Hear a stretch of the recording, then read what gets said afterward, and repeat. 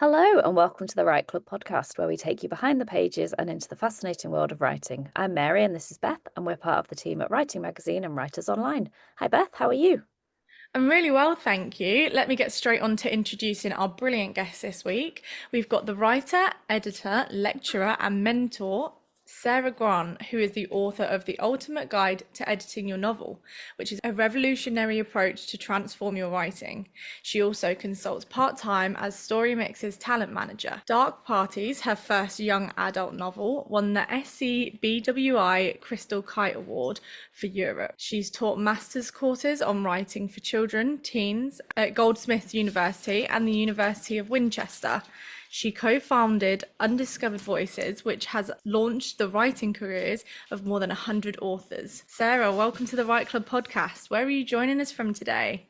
Thank you for having me. I am joining you from London, near Canary Wharf. Even though the accent is American, I've been here for, I think it's almost 23 years. Oh, wow. And is that where you usually write? Could you describe it for us? Organized chaos is how I would describe it. So I have a desk and we have windows, which are lovely, that look out on the Marina and the Thames. So it's great, except when it's a sunny day and you can't see. So I surround myself with books because I am a huge reader. I have a book buying problem. If you can't see, but I mean, you could, Mary and Beth can see, but the rest of you can't. I have stacks and stacks of books because I am a huge believer in reading, what you're going to write. So if I have a project for 7+, which I do at the moment, I have a whole stack of 7+ that I'm reading. I also have some adult kind of psychological thrillers, so I'm reading a bunch of those. I just did some promotion for Undiscovered Voices, which we talked about, which is a project through SCBWI, British Isles and Europe. And they are launching this year right now. So the submissions are open. So I've been doing some promotion of that. And then, of course, I have my trusty lava light. When it's on, it means I'm working. I turn it on and it just means that I'm down to business. And also it's very calming. Oh, And I that's had nice. one like this on my console TV when I was like in elementary school, so really young. So it's nostalgic as well.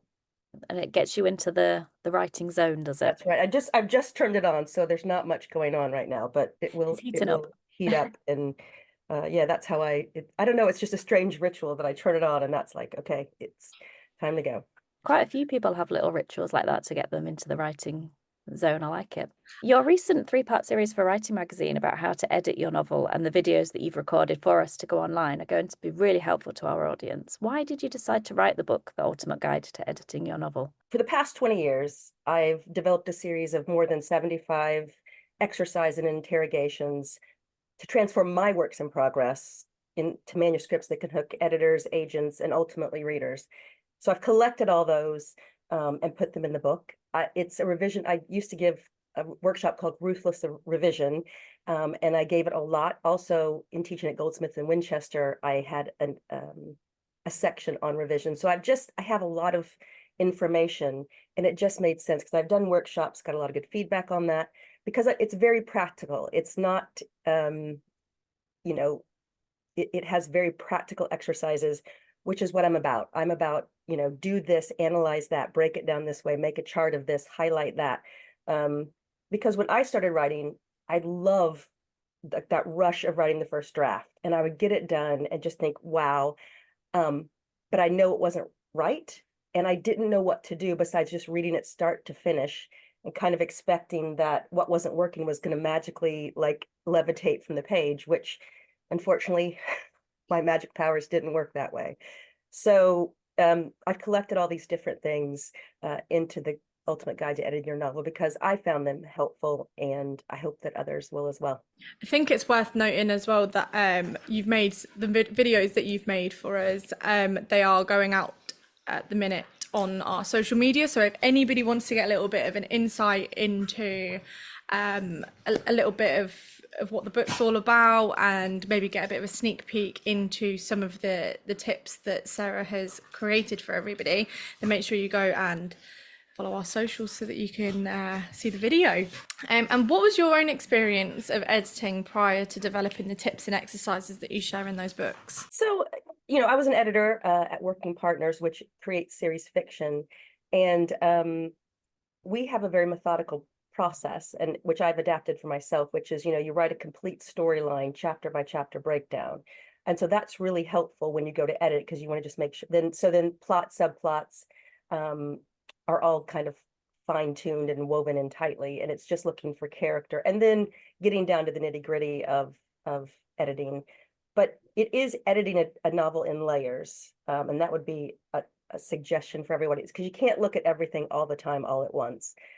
So doing a structural edit first, looking for all those big things of character, subplots, themes, and then only when you've kind of solved all those issues, then start going chapter by chapter, page by page, scene by scene, line by line, and then word by word. And that's kind of how my guide is structured. So you can use it as a step-by-step process, kind of from big picture to minute detail. Or if you know what's working, like you have a problem with character or voice, you can dive into those particular sections and hopefully find, a variety of things that you can do to address whatever issue you have with your writing. And why do you think it's so daunting? Why do you think people find it so daunting to edit, do you think? I think there's a couple reasons. One, we fall in love with our draft, and because now we have word processors, and if you're like me, and I'm sorry, I do print it out from time to time, my manuscript, because I love color pens and highlighters, and that's how I edit. And when you see it in black and white, it feels like it's a real book. And also, most of us do that thing where we polish and polish and polish as we're writing, and it means we're less likely to kind of, the old cliche of kill our darlings. And so I think there's some of it is we're married to certain passages or certain things. I think sometimes the inspiration for a novel is sometimes the thing that needs to go. And it is, how do you kind of, once you have this draft, dissect it, go back and say, is it doing what I hoped it would be doing? And because we're so close to it, I mean, I will admit that with every single book, my agent will say, this, I'm not sure this is working. I'll go, no, no, no, just give me a second. And so I go back and I play around and whatever. And maybe it's a paragraph, or maybe it's a chapter, maybe it's a character. It's different things. But then the editor will say, Sarah, I'm like, wait, no, just give me a second. I'm going to just, and then, by the very end, I'll go, yeah, okay, you're right. And but it takes me a while, and there's always something that, like, in my gut, I know needs to go. But in my heart, I'm like, but it's just, maybe I did some research, or maybe it's, a paragraph. I'm sure, you guys understand that as well. So I think there's a lot of things that keep us from, and make it editing, so our own work so hard. Because again, we read what we think we put on the page. And my book is about saying, how do you discover what's actually there? Yeah, so I was going to say to you, what can editing do for your work? But also, I want to also ask, how can you be the person that edits your own work? As you just said, there's quite a problem there with someone else can come in and look at it, but how can you look at it in a really fresh way? Well, I think, to your first question, I think having a rigorous revision process allows you to be more free and open and exploratory and experimental in your writing. Because, I allow myself to write the worst draft imaginable. I don't worry about spelling, grammar, punctuation. I don't worry about, is it missing a word? I don't worry about anything. I just really enjoy that process, because I know I'm going to spend a lot of time making sure that it's, the best I can make it. And because I love to analyze and kind of get the details. I was working on a middle grade novel. And so I like recorded how much time it took me to write the novel and revise the novel. And it was 220 hours, and 30% of that was writing the first draft, but most of that, 70%, was revising it. And I think that is probably a pretty good indication of what it takes. Because again, sometimes you have to do it multiple times, because you revise it and you change things, and you realize, because unraveling one thread may mean unraveling a lot, and making sure that you've gotten that right is important. And how do you edit your own work? Well, I mean, that's what the book is hopefully helping other writers do, because it's not easy. And so there are lots of exercises where I'm saying, okay, the first one is create an inventory. So break your story down into a table with chapter importance, What, why is this chapter here? What are, high level, what happens in the chapter? How long is it? And then when you do that for the whole novel, you get the meta look at the plot and the character, and you can realize that you haven't followed through on a clue, or the romance you're missing, kind of that epiphany moment. You can really understand something by dissecting it in that way. And also I have a highlighting exercise, which I know is in the magazine articles, and I think it might also be in one of the videos because it's one of my favorites. It's going through and highlighting. And if you're in Word, you can use find and replace and select highlight and highlight every significant character, and then read the character, only those scenes that include that character. And by doing that, if you only read those scenes that include Neva or Santa or whoever your character is, you can find that maybe they have green eyes in chapter 4 and blue eyes in chapter 7, simple things, and that's happened to me. But also if you want to enhance them, I had a character who I wanted to be nervous, and it was a secondary character, and it took very little to show how they fidgeted, what their nervousness, how that the physicality of that, and then how it gotten less and less because I wanted to kind of show that they had gained in confidence. And only by focusing on one character, it was really quite easy to finesse that. And if you're just reading from start to finish, you can't really focus on each individual character. You can't focus on, I'll go through and I'll read a character's dialogue one after the other, and maybe I'll add syntax or a catchphrase or something they use, because my goal with dialogue is always that I could pick a line of dialogue out of the book and tell what character said it without attribution. Now, I'm not going to say I can do that successfully, but that's my aim. And so things like that, things where you're just focusing, kind of getting the magnifying glass and focusing on one aspect, it makes it much easier and much less daunting than to think this 80,000 word, I got to make it better. So I hope people, and it's funny because some people can be analytical and can do this, and other writers just go, wait a minute, what, hold on. That kind of analysis isn't something that is helpful because, we're all different. But hopefully that people can dive in and dive out, and I don't know that anyone will use all 75, but hopefully they'll use it. And then the idea is that they integrate it into their writing. So like the inventory I talked about, I now do that. I'm working on a adult novel, and the listeners can't see it, but I have matrix. This is my storyline. And so I've kind of already done the matrix. So I won't have to do it because I've used that now at the beginning of my process. I think it's so helpful. I love the dialogue tip, because how do you get people's personalities through in just what they're saying? So I think that's amazing. I absolutely love a tick list, and creating a novel or creating a book where you've got 75 different things that you could do. Yes. And just maybe picking it up one day and going, right, I'm gonna do the number 10 and I'm just gonna sit down and do it. And then whether it's taken you an hour or 10 minutes or all day, that there's something off that tick list that you can now say, right, I've tried that one, move on to the next, and see how you can use these exercises to just keep making it better and better and better. So I think, it's absolutely brilliant. And I think a lot of authors really need to go, if they haven't already, go and grab a copy. Well, there is, I don't wake up in the morning without a to-do list. So a woman after my own heart, clearly. But there's a checklist also.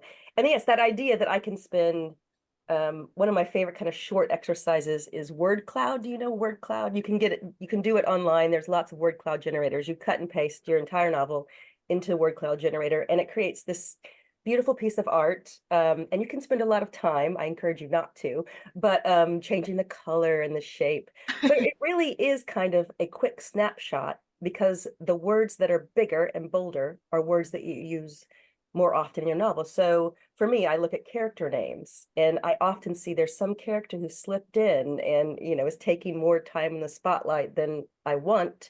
So do I keep that, or do I work with that? And then also just words, I did it recently, and we all have, tics, and mine are just, because I'm from Southern Indiana originally. So just and all, I always check for.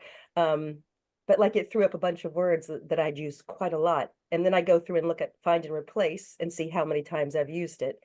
And then go through and kind of analyze. And that's kind of a word by word level. And it's a fun way, because you have this beautiful, word cloud that you can print out and it represents your novel. But there's also some practicality to it as well. So I like those exercises that, again, you can do it in 10 or 15 minutes. And like you said, feel some sense of satisfaction because, we don't, reading a novel from start to finish can take days, even when you sit down and intensely try to do it, Mhm. it could take a long to really kind of read everything, every line by line.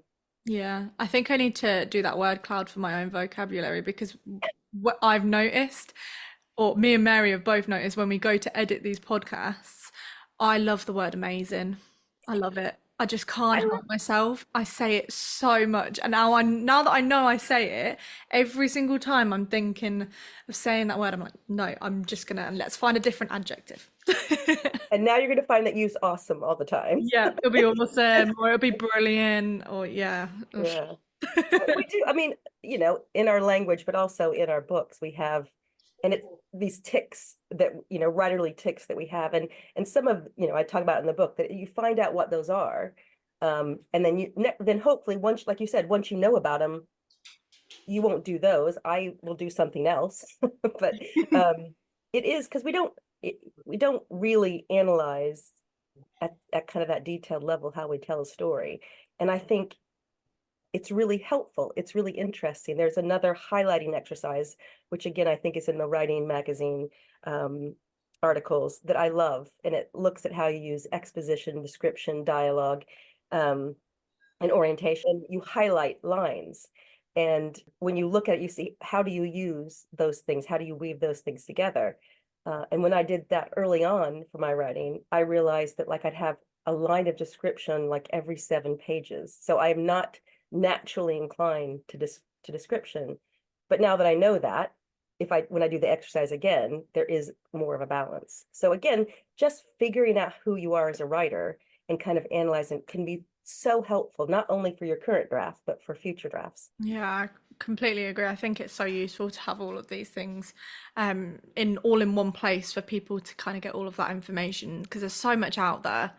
To have it all in one spot is really, really useful. And it makes it less overwhelming as well. What would you say are the most common mistakes authors make around the editing process? Oh gosh, okay. I think there's something about structurally editing and making sure that, we all set out with an intention. And I ask writers, why are they writing this book? And why are they the only ones that can write it? And I ask myself at the start of every project to make sure that I'm invested, and why is this important to me?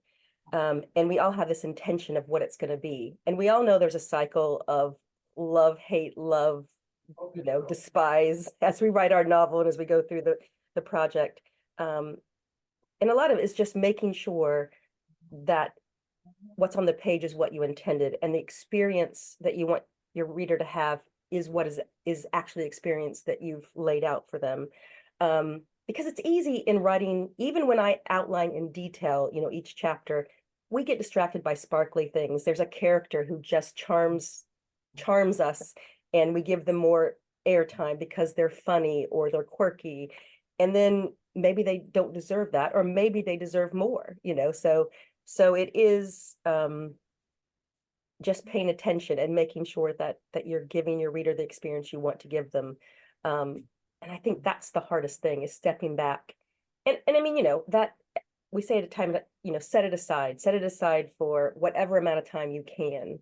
And then read it again. And I'm sure you both, well, maybe you haven't, maybe you're not like me, but you discuss that you read it again after a month or longer, and you just see new things. You just see it with fresh eyes. And that's the key, how do you see that editing by fresh eyes? As far as, what are the common ones? I think it's hard to like pick common errors because it's so different. And even in myself, because every time I get edited by a professional, like, at Orion or Hachette or wherever my novel is at, I make a list of my common errors, because we all have those things.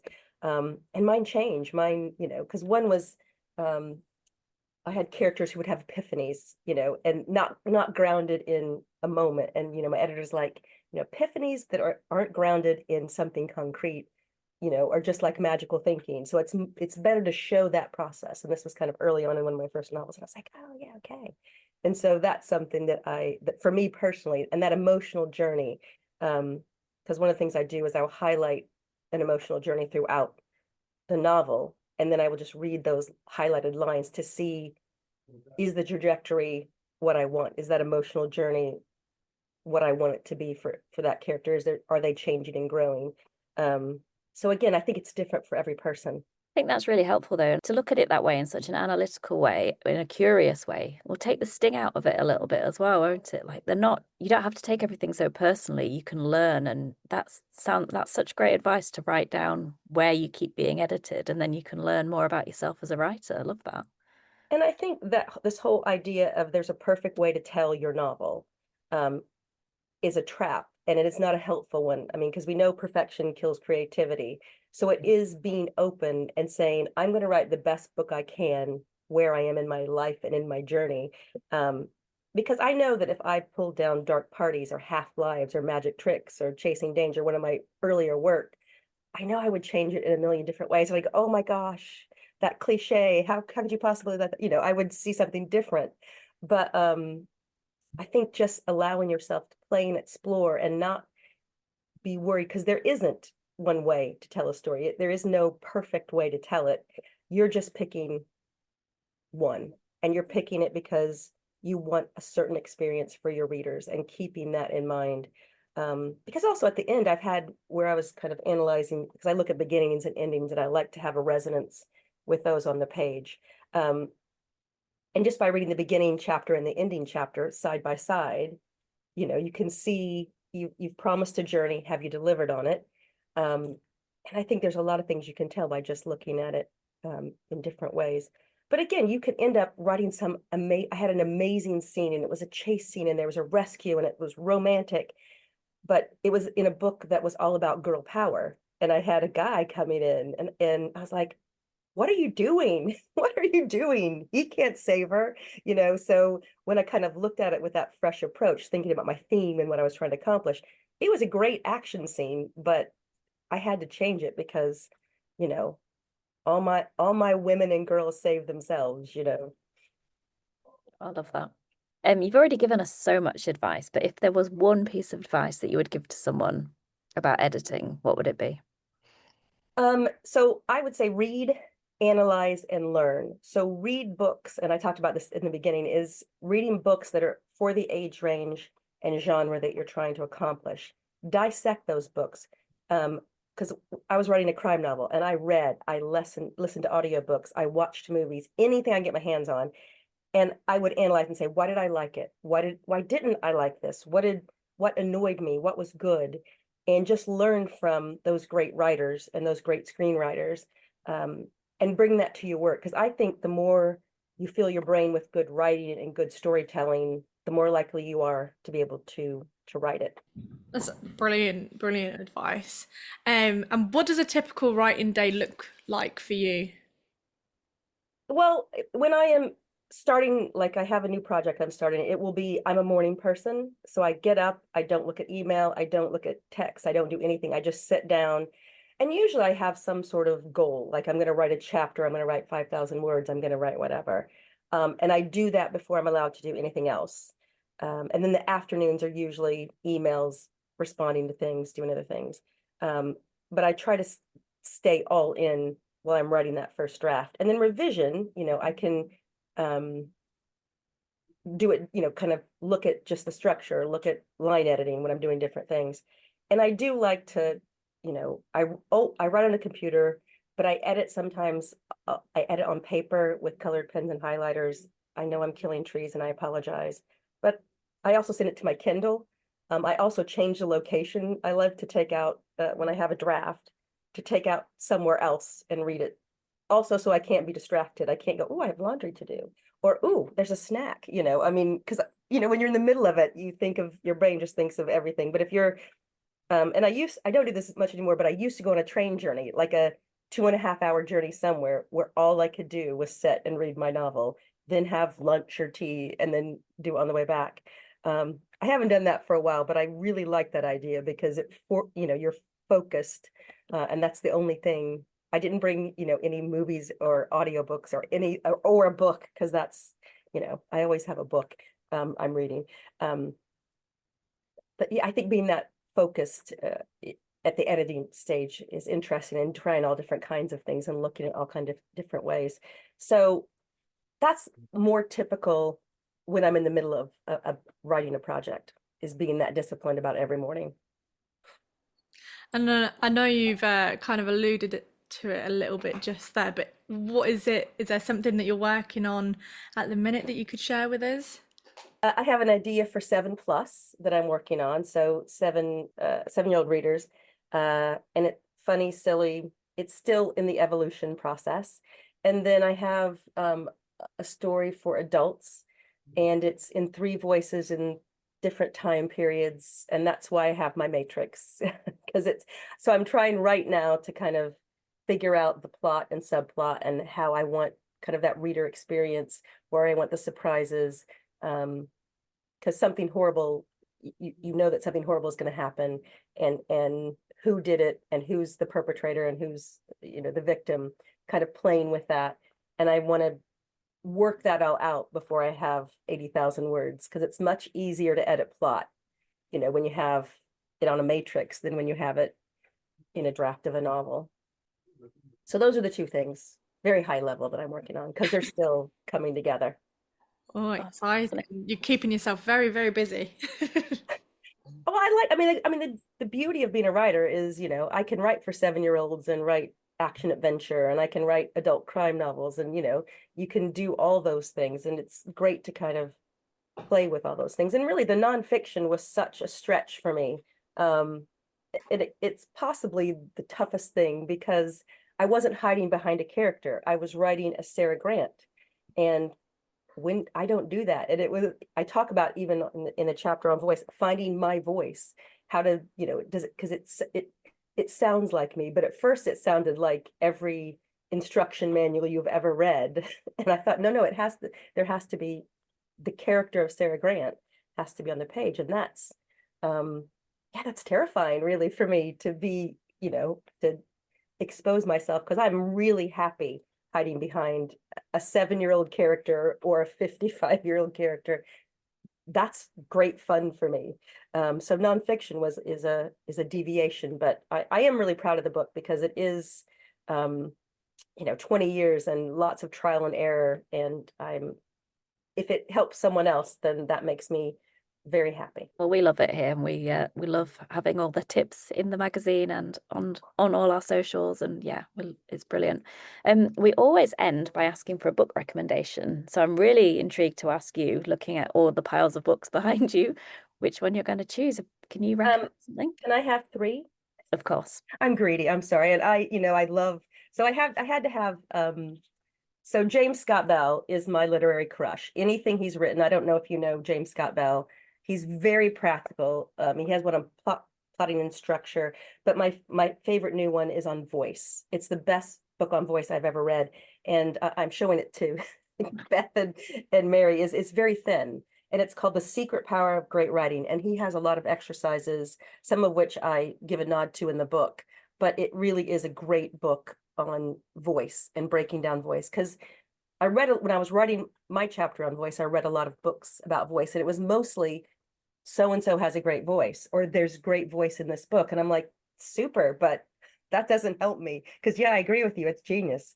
And then, so for voice, I just finished, and I'm a little late to this series, Mission Microraptor, which is Philip Cadavius. It's called Mission Microraptor, and it's for like that middle grade audience. And he's got voice just leaping off the page, and it's funny, and it's quirky, and it's a page turner. So if you have a young reader, it's brilliant. And the only thing about like reading, analyzing, and learning is that I read and I go, oh gosh, Philip is just brilliant. And then for my older work, I read Kayla. I don't know, I'm showing them books, like the audio, the people who are listening can do, but Colin Walsh, because I love reading debut novels. I rarely read more than one book by an author because I want to read as many authors as I can. And I went to a literary festival and heard Colin Walsh speak, and it's called Kayla, and it is in two time periods.